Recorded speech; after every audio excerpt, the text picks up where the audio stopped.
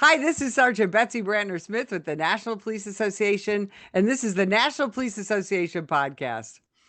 I have a guest today that I've actually been following for well over a decade, and then I've had the opportunity to appear with her on cable news, and she's so experienced. She's an amazing communicator. I know you're probably all already familiar with her, but I'm guessing you don't know everything there is to know about Wendy Patrick. Wendy, welcome to the show.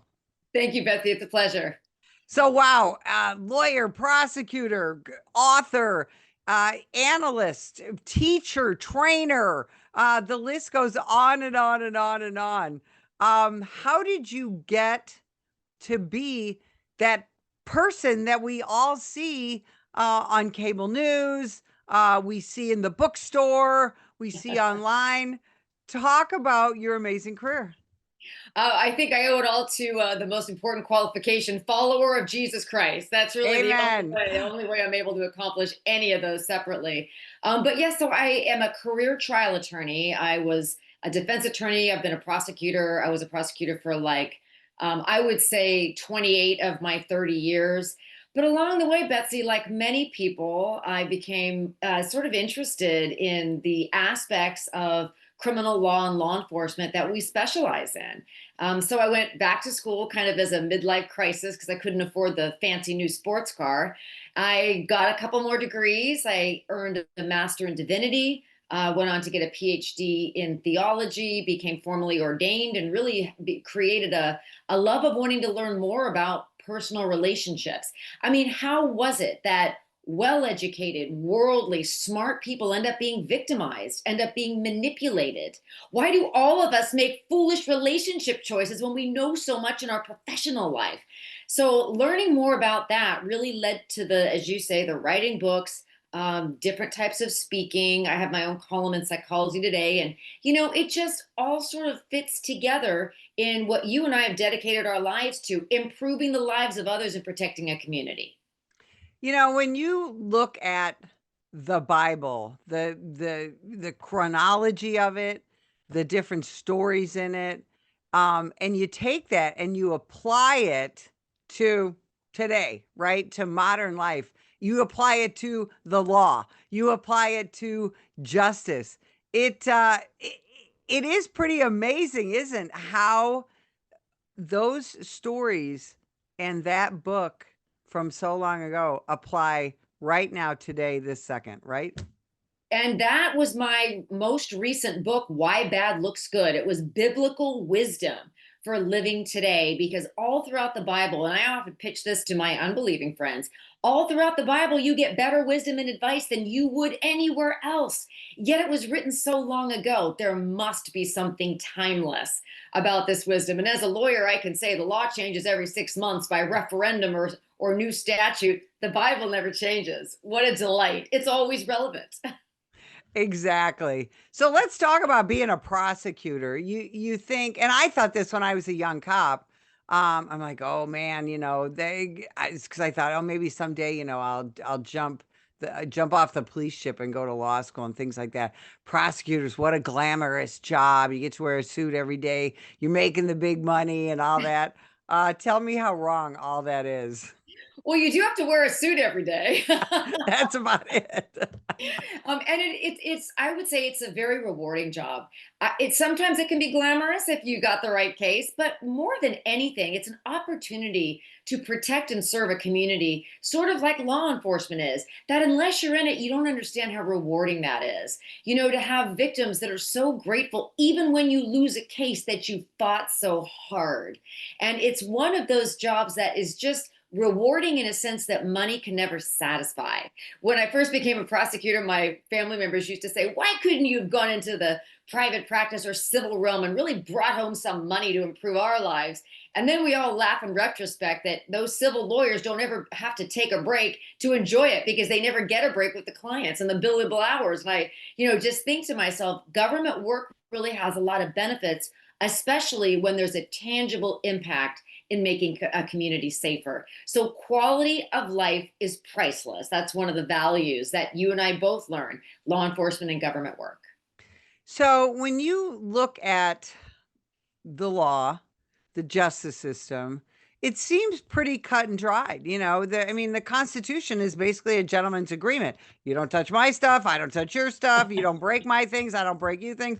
You don't kill me. I don't kill you. That's kind of it. And yet, in the last 15 to 20 years, we've seen this seeping in of something called procedural justice, where we looked at the suspect, if you will, or the accused, and we started looking at not what they did, but more who they were and how was their childhood and what's their skin color and how do they identify. And it has bastardized some of our justice system and the way things work. Yeah, there's a lot of voices, very vocal in the last 10 years, especially as you mentioned, on the concept of restorative justice, procedural justice. How do we accommodate and take into account all the different factors that go into why somebody became involved in the criminal justice system? And in many cases, that's appropriate. In some cases, it backfires, as you mentioned, because somebody may have been a recidivist for 20 years and at high risk to recidivate again, yet they're released out into the community. Those are the cases that make the news. But then we all sort of rally around and say, why? Given maybe we understand the recidivism, but the fact that it can't be halted should have also weighed into the threat assessment. And if there's one concept that I'm passionate about, it's threat assessment, because that's about prevention. It's never about prediction per se, because nobody has a crystal ball. But we can prevent crime if we not only look at the important factors that led up to the crime, but also the important factors to prevent the next crime. And so that's why judges make the big bucks. That make a joke about that too. They don't. But that's where they have to step in and also do threat assessment and deciding whether or not somebody should be released into the community or should take advantage of procedural justice, restorative justice, or should they just, having done the crime, do the time. You make such a good point. I was a crime prevention specialist for many, many years. And when we look at it from a law enforcement point of view, again, you can't really measure prevention, right? There's no statistic that you can pull to say we prevented 20 burglaries and we prevented 50 murders and things like that. But there are some predictors that we can look at with people to say, okay, this person is likely to reoffend, may reoffend, because we're seeing, again, these cases in the news, and there's tons more that don't make the news, of people that have 40, 50, 60 arrests, or sometimes 40, 50, 60 convictions, and yet they're 40 years old and they're still running the streets. How do we tackle that as a society and as a justice system? Yeah, that's risk assessment, isn't it? You're assessing risk based on known factors, based on a quantity of known factors. And if you're looking at a pattern, like I always say in my sexual assault cases, patterns make the predator. When you have somebody that has a distinct pattern, some people call it an MO, modus operandi, but you have to, history predicts the future in so many different types of cases. And Betsy, let me tell you an interesting twist on that I often teach on. How do you tell if somebody's dangerous? Sometimes you don't need a criminal record to be terribly dangerous, because there are ways in which you could look at somebody's patterns of behavior, their history, and tell that this is somebody that's capable of committing a terrible crime. Now, that's hard to sell to a judge or a jury if somebody's got no background.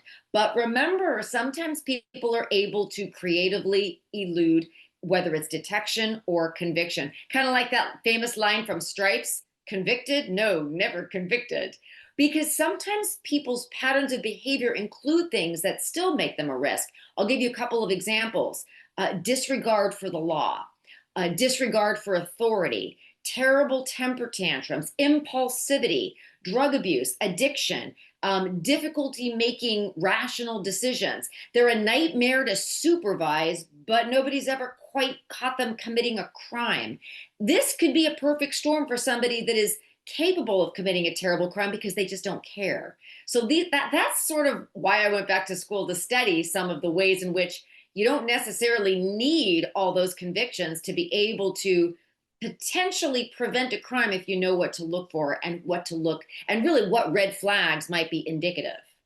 Well, you write for Psychology Today, and we see these cases in the news and beyond where somebody commits a horrific crime, and yet they have no criminal history. And what do all the neighbors say? Oh, he seemed like a nice, quiet Axe guy. murderer next door. That's it. What what breaks in people psychologically where we see them commit these horrific crimes, and yet they've just been a guy in the neighborhood for maybe decades? I'll answer that by giving you two bookends of the analysis. The first is the typical axe murderer next door. The neighbor says he seemed like such a nice guy, but then when she's asked, why do you say that? What's her answer? Well, he kept to himself. He was Mm. quiet. In other words, she didn't know him at all. And that's also the fallacy with saying, I knew somebody, I've known him for 30 years. Nope, you knew him 30 years ago, maybe, if you're talking about somebody you went to high school with. It's that absence of knowledge. It's like in my profession, the juror who becomes impaneled, and all of a sudden the judge, the defense attorney, and myself all look at each other like, did anybody ask that person any questions? That's a scary fact. You know nothing about someone that just seemed mild mannered, so they seemed like they were safe. Now, here's the other end of that. Ariel Castro. Remember, this was the man that kept those three girls locked in his basement. He knew all his neighbors, but superficially. He played, with the neighborhood kids. They barbecued together. They listened to salsa music together, but not a single neighbor had ever been inside his home. So the common denominator is sometimes it's not that something breaks, it's that nobody gets close enough to notice the red flags that are no doubt already there. And I Well, could give you 1,000 other examples. You and I have prosecuted people like that for the last several decades. right. John Wayne Gacy was a birthday party clown. We could go on Yeah. and on and on. And that is something that is so extraordinary and really does capture people's attention. Where I live in Pima County, Arizona, of course, we're still all abuzz about the Nancy Guthrie case. And Oh, I think that at some point we're going to find out when that case is finally cracked, that we're all gonna go, "Oh, yeah, now I know, now that's what everybody said," all those kind of things that we all say, post-arrest or post-solving of the crime. Um, but we see that all the time in law enforcement where we see these upstanding kind of pillars of the community people, who do really commit horrific crimes, and it ends up being surprising to some, but then a lot of us go, "Oh, yeah, it makes a lot of sense," again, in the aftermath, right? well, another great example is Ted Kaczynski, the Unabomber. Remember, he was an associate professor at Harvard, and somebody that had a PhD in, wait for it, math. How many people are like lucky they passed high school math? And yet, when you go back in retrospect, you learn things like, actually he was a professor at Berkeley, but when you look back, his Berkeley students maybe not all got along with him. Sometimes there are red flags as you go along. Maybe it's social awkwardness, but when you put it all together, I know easier in retrospect. Sometimes the threat assessment analysis that you and I do includes some of the little subtleties, some of the nuances. Why does this person make somebody nervous? Some of our most notorious serial killers and mass murderers have had people on edge simply by virtue of the way they interacted. And that's telling. You and I and our listeners and viewers all can think of someone in our lives that makes us feel unsettled. Well, guess what? That's our God given instinct, worth more than we recognize. We are more perceptive than we realize. It's sort of like that stranger getting into the elevator with you. You either feel calm or you don't. And if you don't, you better get out.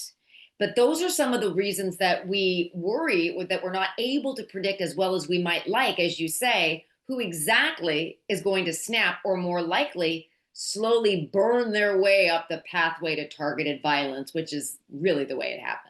Well, and we're a society that, we kind of thrive on politeness, especially women, I think. That's Yes. why every woman out there needs to read Gavin DeBecter's Gift of Gift of Fear. fear, And, right? we've been talking about that for decades. And of course, we recommended it to law enforcement.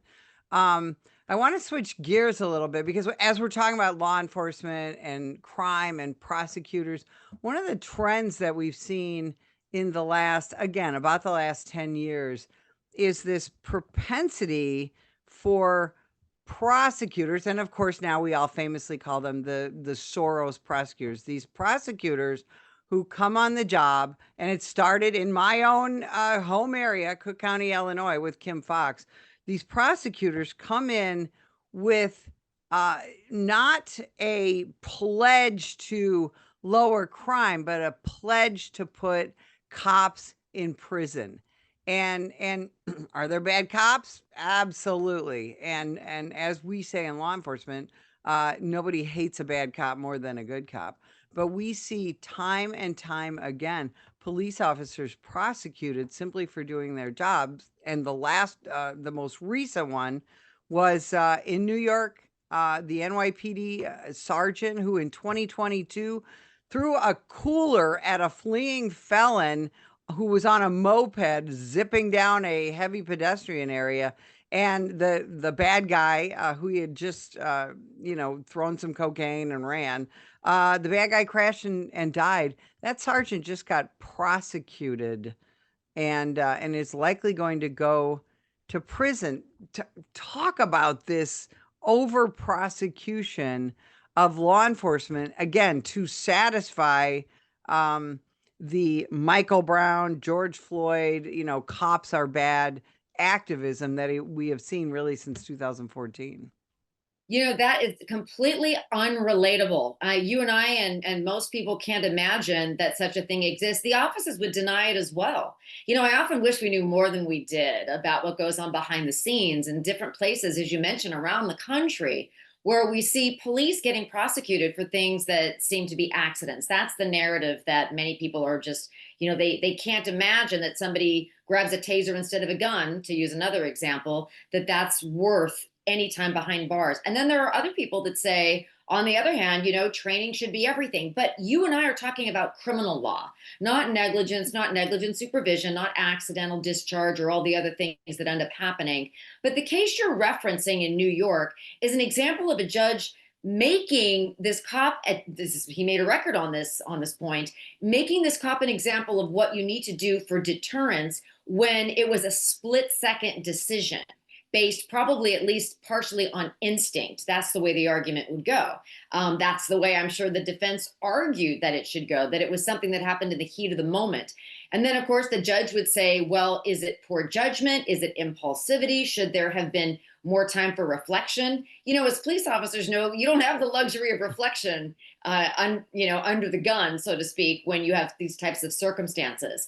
So this is one of those cases. It's rare that you do see this result, but it's also true that you can imagine a result like this, a sentence like this, much less the prosecution to begin with, is going to have departments around the nation really thinking through what kind of training are we able to give police officers that would somehow override instinct or instill better judgment if it was an issue of poor judgment. Because I don't know that we've always thought through these kinds of, let's say somebody would call that a mistaken judgment, as crime, as criminal. Most people would say, let's say, 20 years ago, it might have been a disciplinary issue within the department or a training or a teaching issue. That was the way people thought back then. We didn't see police prosecuted for the same kinds of things. Obviously, they commit the kind of, murder, rape, driving under the influence. I mean, they commit lots of crimes and they're prosecuted for all those crimes.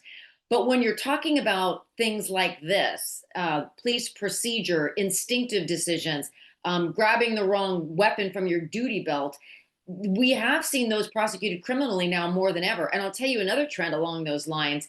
You're seeing parents of shooters now prosecuted for similar kinds of what might have once been seen as negligent supervision, civil issues. You're now seeing those cases brought criminally. There's a much broader array of criminal conduct that's being brought to a jury than ever before. And that is something that everybody's paying a lot of attention to, because not only is nobody above the law, but we also want to make sure nobody's below the law, that it's fair no matter who you are.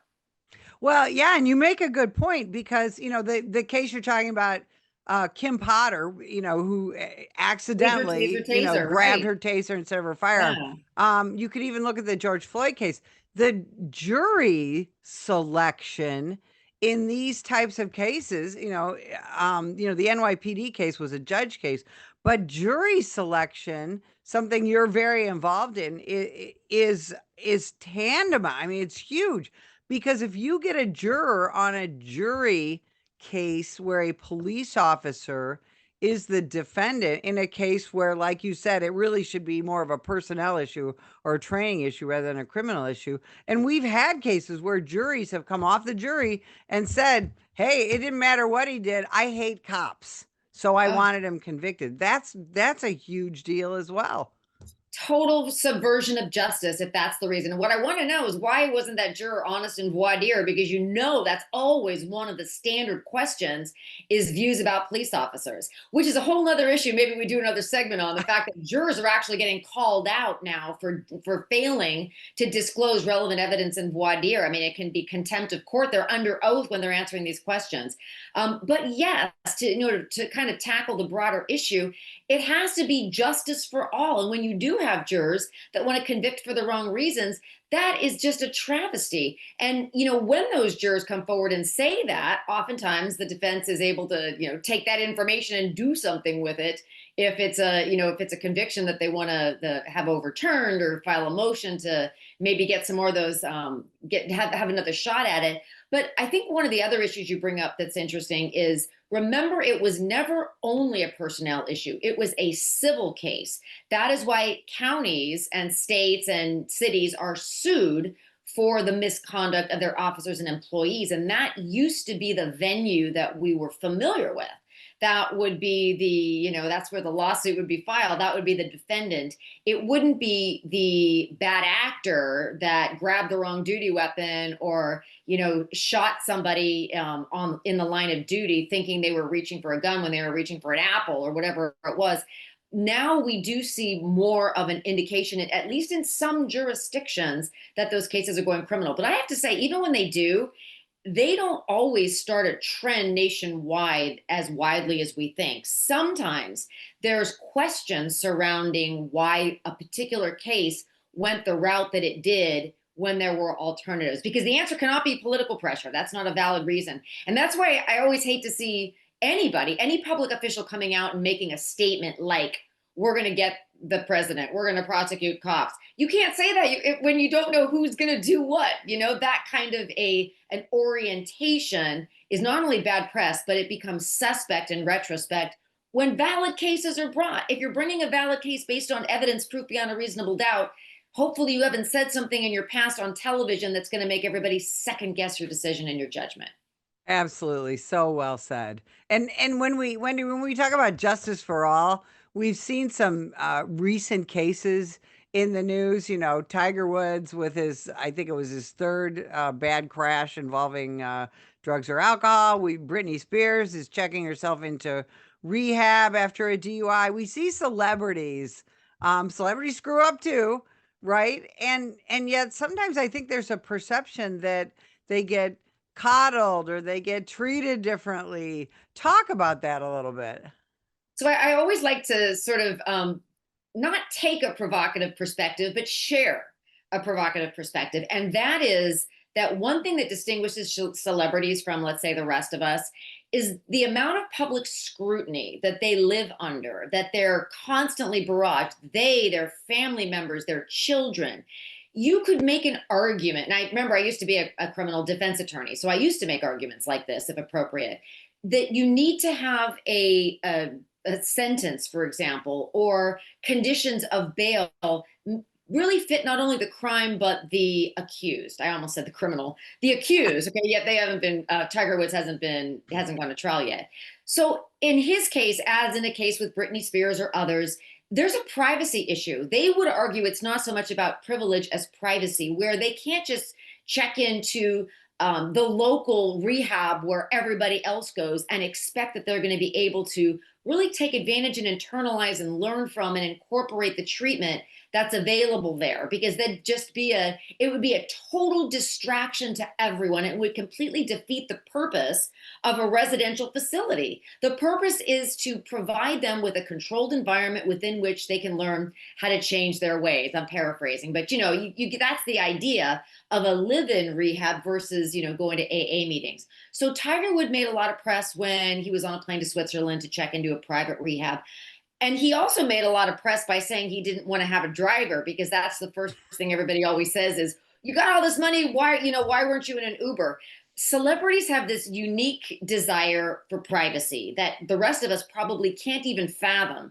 We think we can, but we can't, because we see some of the behavior they engage in and we think, I feel so bad for them. They can't leave their house without being hounded by paparazzi. So I think celebrity justice, on the one end, we have to make sure that they're not treated more harshly simply because they're a celebrity and they should have known better. They shouldn't have been driving. That, of course, is always true. You don't endanger the public just because you want your privacy. But we also, in fashioning sentences, have to account for what would work as a rehabilitative measure, especially when you're talking about drugs and alcohol, for this celebrity, for this defendant. Most people would not be hounded by cameras and news crews if they checked into the local rehab. No, nobody would recognize their name. But Tiger Woods or Britney Spears walking in the front door would, I mean, can you even imagine what a circus that would be? That's not a good venue for them to get the help that they need. That's the argument I'll say is out there in terms of balancing celebrity justice. And when you look at that, looking at both of these cases, there's substance abuse potentially involved, things like that. How do you punish? Again, what kind of punishment do you go for as a prosecutor? Like Tiger Woods seems like a really good guy, except he's got 3 DUIs. Most people with 3 DUIs are going to go to prison. But is that really going to serve? Is that going to serve society? Is that going to serve Tiger Woods to go to prison? I mean, that seems difficult in and of itself to manage. What do you look at as a prosecutor when dealing with a celebrity case? Well, he doesn't have 3 DUIs, and that's a great example. He had one that was originally written up as a DUI, so Right. somebody like you did all of the relevant paperwork, got a lesser plea, and the other was a rollover crash Right. that wasn't so. But if he had 3 DUIs, he would have been in a different tier of offense. He would have been charged with a felony, and there would have been, you do, I'm back to, you do the crime, you do the time. There's nothing about being a celebrity that says you get out of a jail sentence. Paris Hilton went to jail. Remember that case? Winona Ryder was convicted of shoplifting, and even Marcus. I mean, there's lots of celebrities that commit crimes. But let me give you a big distinction when it comes to substance abuse. Substance use and abuse isn't automatically a crime of moral turpitude like theft is. That's just one of the many types of examples that we as a society have chosen to incorporate into the criminal law. The fact that addiction is something that is noticed as a disability, and treating an addiction is admirable. You talk to some of these celebrities who've gotten sober, they have said it's the most difficult thing they've ever done, and they didn't make it the first time. So there's a lot that goes into the analysis of is sitting in a jail cell, assuming it's not the 3rd DUI, but this would be the first one, if it's even that. Remember, that's even complicated because he refused a chemical test.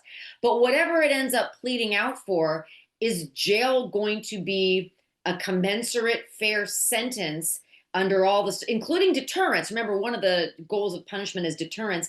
Is that going to deter similarly situated others more than a plan designed to get him sober, back on his feet, healthier? Because one of the reasons celebrities are different is, especially with athletes, whether they want to be or not, they're role models.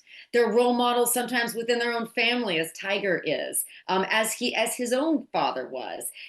Celebrity athletes and even other celebrities, they are looked up to. They're larger than life, and if there's a way we can help them become healthy, then there's an argument that not only, unless they've done something that warrants jail time, if it's an option, maybe a rehab sentence for substance abuse is more productive in the long run, especially given all of the success stories that are out there that all started out like Tiger Woods or Britney Spears, driving under the influence, poor judgment, endangering the lives of others. Who wouldn't want to see anybody that's predisposed or addicted regain control of their life? Absolutely. And we wish them, really wish them the best. Wendy Patrick, wow. Where can people find you, bring you in, have you speak? Tell us all of it. How can people follow you? I think the best way to find me is my website, wendypatrickphd.com or blackswanverdicts.com. That's the name of my jury selection threat assessment consulting company that I have. And I'm on my website, it's a contact form for speaking or media or anything else. I just have to say, with all of the issues that you discuss on your show as well, thank God there are a lot of people that are interested in how do we protect each other. That's like the analysis that I'm so passionate about. How do we protect one another, to clean up our streets, to make safe communities, to empower young people, to help everybody build self-esteem and healthy relationships? I mean, if there's anything we can do in that respect, I would love to partner with anybody that shares those common goals as you do. I love it. Thank you so much. And thanks for spending time with us today. And if you'd like more information about the National Police Association, you can visit us at nationalpolice.org. Every day, the brave men and women of law enforcement put their lives on the line to keep us safe. But they need our help to continue their mission. Activist politicians, progressive prosecutors, the ACLU, and the rest of the anti-police forces receive millions in donations from extremist pro-criminal elements like George Soros and woke corporations. The National Police Association is fighting them in courts around the country, including the United States Supreme Court, defending officers who are being attacked for doing their jobs. Additionally, the National Police Association works year-round to pass tough-on-crime legislation to put and keep criminals behind bars. Consider going to nationalpolice.org and donating to keep us in the fight. Together we can win. That is nationalpolice.org.